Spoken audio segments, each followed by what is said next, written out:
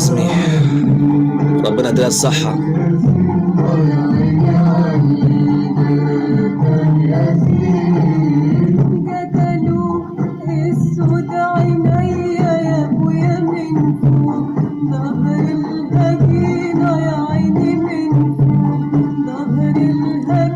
الناس دي كانت بتغني لولاد البلد، كانت بتغني للناس البسيطة، كانت بتحيي أمل لناس كتير، عاملين زي الحكيم كده، زي الدكتور.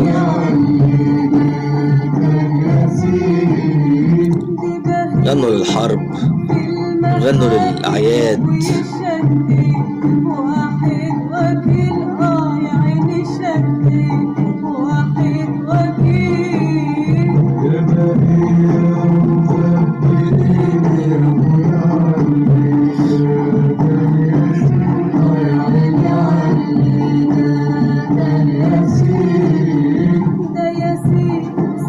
ما نقدرش ننسى كمان الملحن العبقري منير مراد.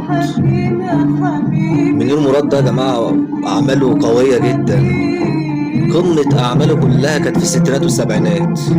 أي نعم إحنا منقدرش الأربعينات والخمسينات، إنما الستينات والسبعينات ليه بصمات جامدة جدا. منير مراد عمل عايدة الشاعر بقى، وليلى نظمي، ونجح سلام.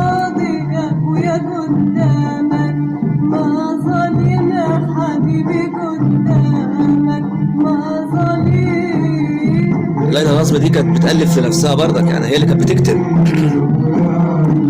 كانت بتحترم المستمع. عملت أغاني برضك عايشة معانا وتفضل عايشة.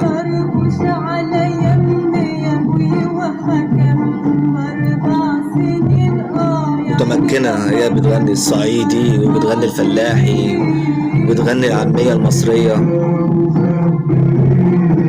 هي أغاني الحنة وأغاني الأفراح.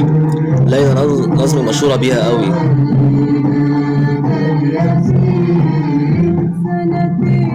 كانت بتغني الأغاني، تيجي للحنة بأغاني للحنة، أغاني للدخلة، أغاني للشبكة.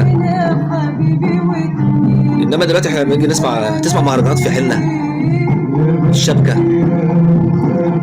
أعياد الميلاد، تغني مع ايه دخل الأغاني المهرجانات في الحاجات ديت؟ ولا لها معنى ولا لها أسس ولا لها عبر.